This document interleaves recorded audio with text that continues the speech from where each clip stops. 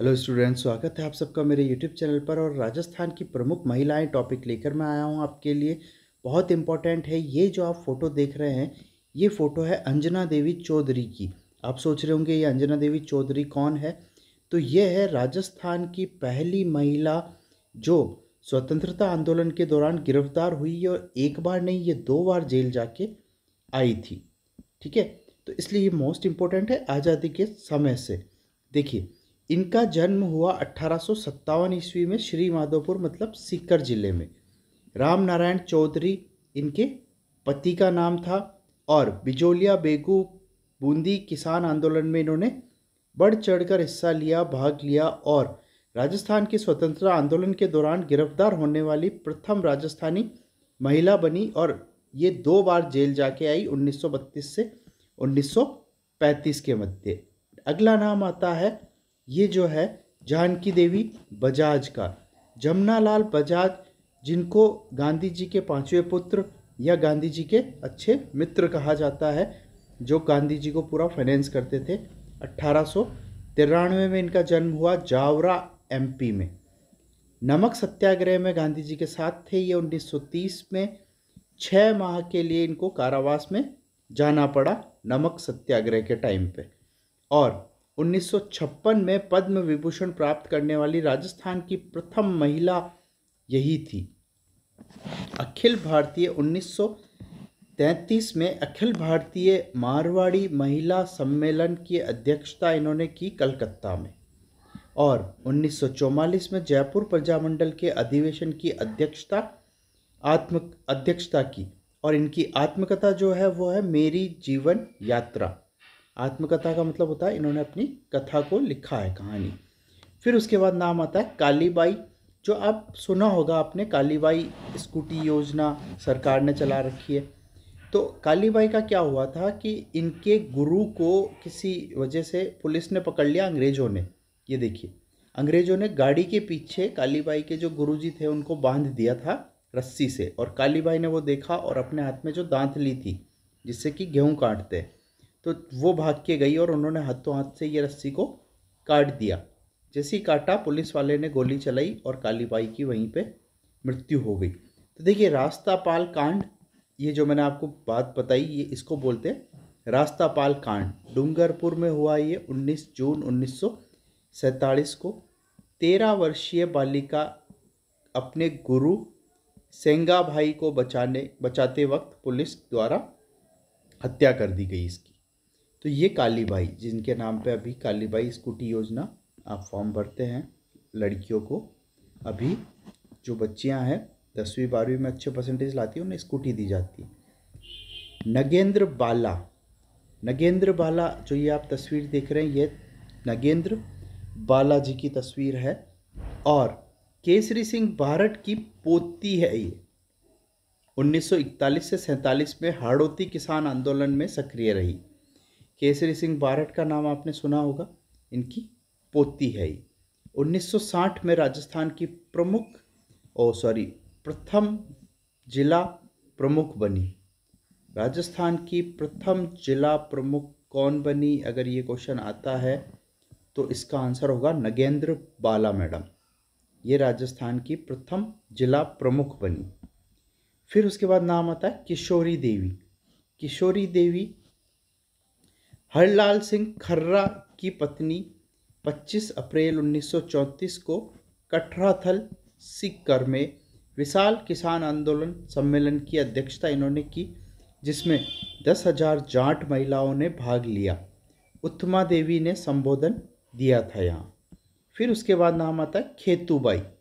मग्घाराम वेद की बहन थी और दूधवा खारा किसान आंदोलन में महिलाओं का नेतृत्व, जीवन भर खादी वस्त्र इन्होंने धारण किया खेतूबाई ने। तो क्वेश्चन ये भी बन सकता है कि दूधवा खारा किसान आंदोलन में महिलाओं का नेतृत्व किसने किया? खेतीबाई ने। और जीवन भर खादी वस्त्र धारण किसने किया? खेतूबाई ने। आगे नाम आता है कमला देवी। कमला देवी राजस्थान की प्रथम महिला पत्रकार थी। मोस्ट इम्पोर्टेंट क्वेश्चन बनता है यहाँ से कि राजस्थान की प्रथम महिला पत्रकार कौन थी? कमला देवी। प्रकाश समाचार पत्र अजमेर में ये लेखन किया करती थी। लक्ष्मी देवी आचार्य बीकानेर प्रजामंडल के संस्थापकों में से एक और उनकी अध्यक्ष भी रही है। बीकानेर प्रजामंडल की अध्यक्ष और संस्थापक लक्ष्मी देवी आचार्य, इन्होंने एक बुक लिखी बीकानेर की योथी पोथी। 1940 व्यक्तिगत सत्याग्रह के दौरान जेल में इनकी मृत्यु हो जाती है।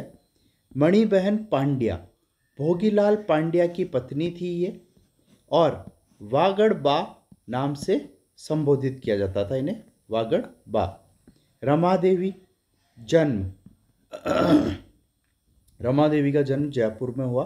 रमा देवी के ऊपर एक क्वेश्चन RS 2021 के प्री एग्ज़ाम में पहला क्वेश्चन रमा देवी के ऊपर ही था, इसलिए इम्पोर्टेंट है। ये सारी महिलाएं ही इम्पोर्टेंट है हर एक एग्ज़ाम के हिसाब से। राजस्थान में आप कोई भी एग्ज़ाम देंगे उसमें सब एग्ज़ाम में कुछ भी क्वेश्चन आ सकता है।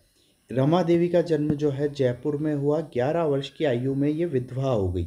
कितनी वर्ष की आयु में? 11 वर्ष की आयु में। बिजोलिया आंदोलन तृतीय चरण 1930 के सत्याग्रह तथा 1932 के सविनय अवज्ञा आंदोलन में भाग लिया और ये भी जेल गई थी रमा देवी। और सत्यभामा महात्मा गांधी की मानस पुत्री थी। 1932 में ब्यावर अजमेर में आंदोलन का नेतृत्व किया। देखिए सत्यभामा जी का नाम जो है हमारे ब्यावर से जुड़ा हुआ है। 1932 में इन्होंने ब्यावर अजमेर में आंदोलन का नेतृत्व किया। फिर नाम आता है रतन शास्त्री। रतन शास्त्री का जन्म 1912 में हुआ, खाचरोद MP में हुआ। हीरालाल शास्त्री जी की पत्नी थी ये, हीरालाल शास्त्री जी की पत्नी थी। 1939 जयपुर प्रजामंडल के सत्याग्रह आंदोलन, 1942 के भारत छोड़ो आंदोलन में इन्होंने भाग लिया।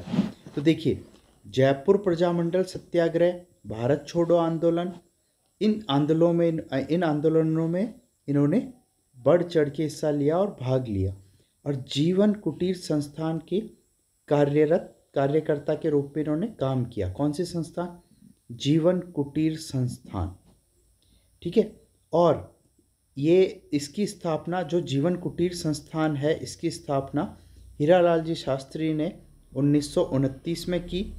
संज्ञा वात्सल्य की मूर्ति निवाई टोंक, और सम्मान इनको मिला पद्मश्री और पद्म विभूषण। और ये जो निवाई टोंक में जो वनस्थली विद्यापीठ चलता है उसकी भी ये संस्थापक रही और उसकी भी अध्यक्ष रही है। वो चीज़ इसमें अभी मेंशन नहीं हो पाई किसी कारण से, तो मैं आपको बता रहा हूँ, आप ध्यान रखिएगा। नेक्स्ट आता है इंदुमती गोयनका, राजस्थान मूल की कलकत्ता प्रवासी। 1930 में सविनय अवज्ञा आंदोलन में बंगाल में गिरफ्तार राजस्थान की प्रथम महिला थी ये। इंदुमती गोयनका जो है राजस्थान की पहली महिला थी जो बंगाल से गिरफ्तार की गई थी। कलकत्ता प्रवासी, राजस्थान मूल की कलकत्ता प्रवासी, 1930 में सविनय अवज्ञा आंदोलन के दौरान बंगाल से गिरफ्तार की जाने वाली पहली महिला थी। अगर आपको टॉपिक्स अच्छे लगे हैं, वीडियो अच्छा लगा, तो इसको लाइक करना मत भूलिए और चैनल को सब्सक्राइब कीजिए, क्योंकि मैं अब हर रोज़ कोई ना कोई नए टॉपिक पर आपको वीडियोस लाता रहूँगा। तो सब्सक्राइब कीजिए इन्हें और बने रहिए हमारे साथ। Thank you so much.